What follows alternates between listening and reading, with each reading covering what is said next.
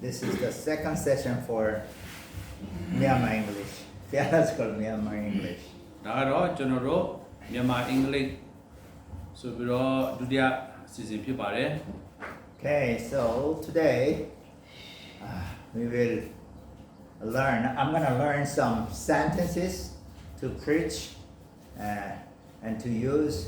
in my theological class. ဒါကတော့ကျွန်တော်တို့ဒုတိယအကျိန်ဒုတိယပိုင်းကျွန်တော်တို့ရဲ့ theological နဲ့ပတ်သက်တဲ့လေ့လာခြင်းအစီအစဉ်ဖြစ်ပါတယ် Okay. Okay. In the beginning, God created heavens and the earth. ဒီမှာလည်းပါလေ အစအဦး၌ဘုရားခင်သည်ကောင်းကင်မြတ်ကိုဖန်ဆင်းတော်မူ၏စာအုပ်၌ဘုရားသခင်သည်ကောင်းကင်မြေကြီးကိုဖန်ဆင်းတော်မူ၏ Please speak loudly more. ဒါချေလိုက် Okay. ဒါချေပြီးတော့ One more time, please. အစာအုပ်၌ဘုရားသခင်သည်ကောင်းကင်မြေကြီးကိုဖန်ဆင်းတော်မူ၏ Okay, now I repeat after you. Okay, Genova. Okay, come here, go. Like so, man. Okay. So please, one word by one word. Asa. အစာအုပ်၌ Asa unai.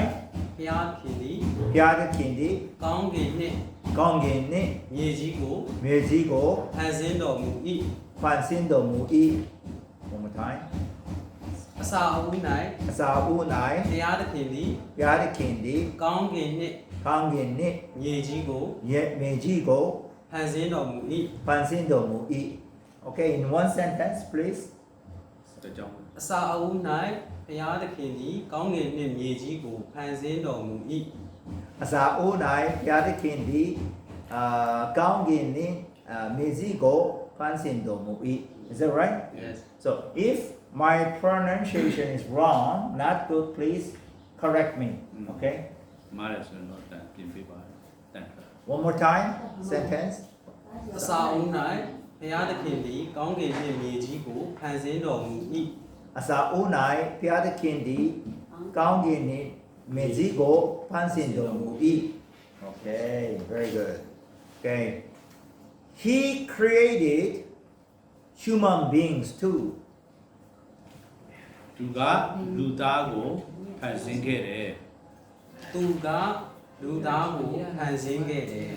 Duga ludago pansin gere. pronunciation သူက Duga လူသားကို ludago ဖန်ဆင်းခဲ့တယ် pansin gere. yeah Right? One time I read that. သူကလူသားကိုဖန်ဆင်းခဲ့တယ် Duga ludago pansin gere. Right? yeah One more time. သူကလူသားကိုဖန်ဆင်းခဲ့တယ် Duga ludago pansin gere. Okay. God wanted human being to obey him. God ဘု wanted. ရားသခင်ကလူသားကဘုရားရဲ့စကားကိုနားထောင်ဖို့လိုချင်တယ်လူသားက လူသားက ဘုရား ဘုရားသခင်ရဲ့စကားကိုနားထောင်စေခြင်းတယ် Okay, one by one word by one word. Okay. Luda. လူသားကဘုရားသခင်ရဲ့စကား Oh, ကို one by one word. လူသားက Luda ga ဘုရားသခင်ရဲ့ Piada Kenya စကားကို Sagago နားထောင် Natang စေခြင်းတယ် Sitinde. Ah, one more time. လူသားက Luda ga ဘုရားသခင်ရဲ့ Piada Kenya စကားကို Sagago နားထောင်စေခြင်းတယ် Natang Zetinde. Zetinde. စေခြင်းတယ် Zetinde. Okay. In one sentence. Okay. မဆန် လူသားကဘုရားသခင်ရဲ့စကားကိုနားထောင်စေခြင်းတယ် Luda ga Piada Kenya na Sagago Natang စေခြင်းတယ် Natang Setinde. One more time. လူသားက Luda ga ဘုရားသခင်ရဲ့စကားကိုနားထောင်စေခြင်းတယ် Luda ga Piada Kenya Sagago Natang Setinde. Okay. But human being did not obey the word of God. ဒါပေမဲ့လူသားကဘုရားစကားကိုနားမထောင်ဘူး ဒါပေမဲ့လူသားကဘုရားစကားကိုနားမထောင်ဘူး Okay. Okay, one word by one word. ဒါပေမဲ့ ဒါပေမဲ့ လူသားက လူသားက ဖယားသခင်ရဲ့ ဘုရားသခင်ရဲ့ စကားကို စကားကို နားမထောင်တယ်ဘူး နားမထောင်တယ်ဘူး နားမထောင်ခဲ့ နားမထောင်ခဲ့ဘူး Okay, one more time. One word. ဒါပေမဲ့ ဒါပေမဲ့ လူသားက လူသားက ဖယားသခင်ရဲ့ ဘုရားသခင်ရဲ့ စကားကို စကားကို နားမထောင် နားမထောင် ခဲ့ဘူး ခဲ့ဘူး Okay, one full sentence. ဒါပေမဲ့လူသားကဖယားသခင်ရဲ့စကားကိုနားမထောင်ခဲ့ဘူး ဒါပေမဲ့လူသားကဘုရားသခင်ရဲ့စကားကိုနားမထောင်ခဲ့ဘူး Right? One more time. ဒါပေမဲ့လူသားကဖယားသခင်ရဲ့စကားကိုနားမထောင်ခဲ့ဘူး ဒါပေမဲ့လူသားကဘုရားသခင်ရဲ့စကားကိုနားမထောင်ခဲ့ဘူး Okay. Human beings obey the word of Satan. လူသားကစာတန်မာနဲ့ရဲ့စကားကိုနားထောင်ခဲ့တယ် လူသားကစာတန်မာနတ်ရဲ့စကားကိုနားထောင်ခဲ့တယ် Okay, one word by one word. လူသားက လူသားက စာတန်မာနတ်ရဲ့ စာတန်မာနဲ့ရဲ့ စကားကို စကားကို နားထောင်ခဲ့တယ် နားထောင် နားထောင် နားထောင်ခဲ့တယ် One more time. လူသားက လူသားက စာတန်မာနတ်ရဲ့ စာတန်မာနဲ့ရဲ့ စကားကို စကားကို နားထောင်ခဲ့တယ် နားထောင်ခဲ့တယ် One sentence. လူသားကစာတန်မာနတ်ရဲ့စကားကိုနားထောင်ခဲ့တယ် လူသားကစာတန်မာနဲ့ရဲ့လူစကားကိုနားထောင်ခဲ့တယ် စာတန် Oh, not correct? Yeah. Okay, which one, please? စာတန်မာနဲ့ စာတန်မာ မာန စာတန်မာနဲ့ yes စာတန်မာနဲ့စကားကို နားထောင်ခဲ့တယ် နား နားထောင်ခဲ့တယ်စာတန်မာနဲ့စကား စာတန် စာတန် လူသားက လူသားက စာတန်မာနဲ့ရဲ့ စာတန်မာနဲ့ရဲ့ စကားကို စကားကို နားထောင်ခဲ့တယ် နားထောင်ခဲ့တယ် yes One more time. လူသားကစာတန်မာနတ်ရဲ့စကားကိုနားထောင်ခဲ့တယ် လူသားကစာတန်မာနဲ့ရဲ့စကားကိုနားထောင်ခဲ့တယ် yes Right? Okay. So, human being fell into sin. Human being. So, yeah, human being, human and people fell into sin. လူသားကအပြစ်သေးကိုကြာရောက်သွားတယ် လူသားကအပြစ်သေးကိုကြားရောက်သွားတယ် Yeah, one word by one word. လူသားက လူသားက အပြစ်သေးကို အပိသေးကို ကြားရောက်သွားတယ် ကြားရောက်သွားတယ် လူသားက လူသားက အပြစ်သေးကို အပိသေးကို ကြားရောက် ကြားရောက် သွားတယ် သွားတယ် Okay, one sentence. လူသားကအပြစ်သေးကိုကြားရောက်သွားတယ် လူသားကအပိသေးကိုကြားရောက်သွားတယ်သွားတယ် သွားတယ် သွားတယ် Yeah, one more time. လူသားကအပြစ်သေးကိုကြားရောက်သွားတယ် လူသားကအပိသေးကိုကြားရောက်သွားတယ် Okay. yes Next, sin means human being separated from God. အပြစ်ဆိုတာလူနဲ့ဘုရားခင်နဲ့ခွဲခွာခြင်းဖြစ်တယ် အပြစ်ဆိုတာလူနဲ့ဖျားသခင်နဲ့ခွဲခွာခြင်းဖြစ်တယ်အပြစ်ဆိုတာ Apisora, လူသားနဲ့ Ludane, ဖျားသခင် Beadakin, ခွဲခွာခြင်း Quequajin, ဖြစ်တယ် Peter. Okay, one more time. အပြစ်ဆိုတာ Apisora, လူသားနဲ့ Ludane, ဖျားသခင် Beadakin, ခွဲခွာခြင်း Quequajin, ဖြစ်တယ် Peter. In one sentence, အပြစ်ဆိုတာလူသားနဲ့ဖျားသခင်ခွဲခွာခြင်းဖြစ်တယ် Apisora, Ludane, Beadakin, ခွဲ Quequajin, Peter. Right? Quequajin, ခွဲ Peter. ခွာခြင်းဖြစ်တယ် One more time. အပြစ်ဆိုတာလူသားနဲ့ဖျားသခင်ခွဲခွာခြင်းဖြစ်တယ် Apisora, Ludane, Beadakin, Quequajin, Peter. Right? Because of sin, all human beings have to be thrown into hell. လူသားက အပြစ်ကြောင့်ငရေထဲကိုတွားရမှာဖြစ်တယ် လူသားကအပြစ်ကြောင့်ငရဲထဲကိုသွားရမှာဖြစ်တယ် Okay လူသားက လူသားကအ ပြစ်ကြောင့် အပိကြောင့် ငရဲထဲကို အရင်ထဲကို သွားရမှာ တွားရမှာ ဖြစ်တယ် ဖြစ်တယ် လူသားက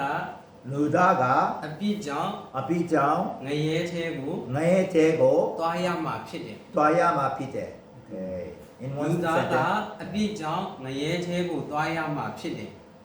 လူသားကအပိကြောင့်ငါရဲ့ထဲကိုတွားရမှာဖြစ်တယ် ငရဲ ငရဲ့ထဲကိုငါ ငရဲ ငရဲ့ထဲကို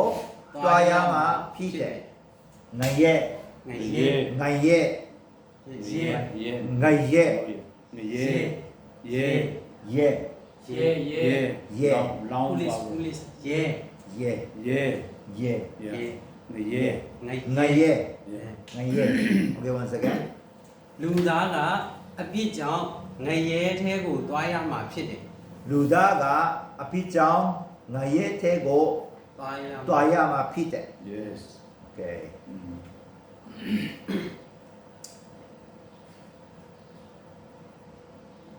There is result of sin is death. အပြစ်ရဲ့အခါကတည်ခြင်းဖြစ်တယ် အပြစ်ရဲ့အခါကတေခြင်းဖြစ်တယ် Okay. အပြစ်ရဲ့ အပိရဲ့ အခါက အခါက တေခြင်း တည်ခြင်း ဖြစ်တယ် ဖြစ်တယ် အပြစ်ရဲ့ အပိရဲ့ အခါက အခါက တေခြင်း တည်ခြင်း ဖြစ်တယ် ဖြစ်တယ် One sentence. အပြစ်ရဲ့အခါကတေခြင်းဖြစ်တယ် အပိရဲ့အခါကတည်ခြင်းဖြစ်တယ် Right, one more time. အပြစ်ရဲ့အခါကတေခြင်းဖြစ်တယ် အပိရဲ့အခါကတည်ခြင်းဖြစ်တယ် တေခြင်း တည်ခြင်းဖြစ်တယ် အပြစ်ရဲ့အခါကတေခြင်းဖြစ်တယ် အပိရဲ့အခါကတည်ခြင်းဖြစ်တယ် Okay. So all human beings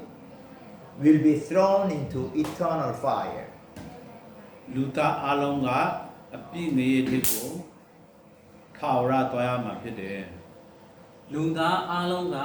အပြစ်ငရဲတဲ့ကိုထာဝရသွားရမှာဖြစ်တယ် Okay. လူသား လူသား အလုံးကအ လုံးက အပြစ်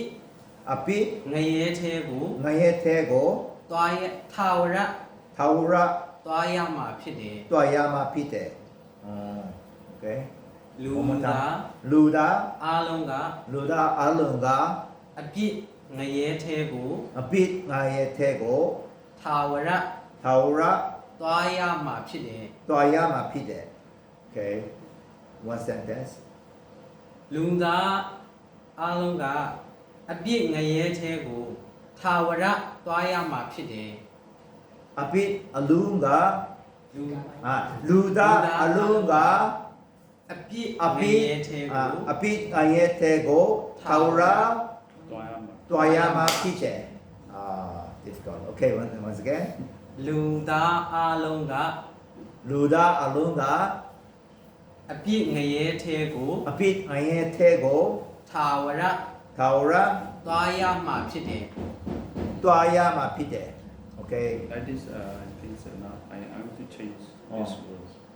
Simple လူသားအလုံးကထာဝရငရေထဲကိုတွားရမှာဖြစ်တယ် လူသားအလုံးက yeah Okay. short sentence လူသားအလုံးက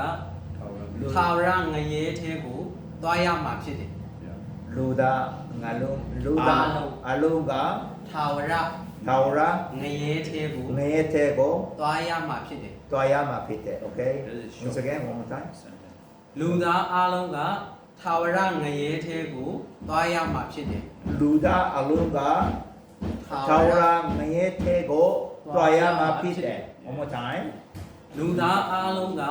ထာဝရငရဲတဲ့ကိုသွားရမှာဖြစ်တယ် လူသားအလုံးကထာဝရအငယ် ငရဲ ထာဝရငရဲ့ထဲကိုတွားရမှာဖြစ်တယ် Is okay. ငရဲ ငရဲ့ငရဲ့ ထာဝရငရဲ ထာဝရငရဲ့ထဲကိုတွားရမှာဖြစ်တယ် Right. Once again. လူသားအလုံးကထာဝရငရဲတဲ့ကိုသွားရမှာဖြစ်တယ် Luda alunga taura ngaye tego toya ma pite. But God loved human beings so much. ဒါပေမဲ့ဘုရားသခင်ကလူသားကိုချစ်တဲ့အတွက် Yeah, just God loved the people so much. Okay. ဒါပေမဲ့ Yeah. လူသားအလုံးကိုဖရာသခင်ကချစ်တဲ့အတွက် Once again. ဒါပေမဲ့လူသားအလုံးကိုဖရာသခင်ကချစ်တဲ့အတွက် Okay. ဒါပေမဲ့ Dabime လူသားအလုံးကို luda alungo ဖရာသခင်က pea the kinga ချစ်တဲ့အတွက် chite atwe. Okay. ဒါပေမဲ့ Dabime လူသားအလုံးကို luda alungo ဖရာသခင်က pea the kinga ချစ်တဲ့အတွက် chite atwe. Okay. One sentence. ဒါပေမဲ့လူသားအလုံးကိုဖရာသခင်ကချစ်တဲ့အတွက် Dabime luda alungo pea the kinga chite atwe. Okay. One more time. ဒါပေမဲ့လူသားအလုံးကိုဖရာသခင်ကချစ်တဲ့အတွက် Dabime luda alungo pea the kinga chite atwe. Okay. Yes. Thank you. Today is up to here. Thank you very much. Thank you very လောက်ပါပဲ much. သဘောတက်တယ်မှာအတိခံ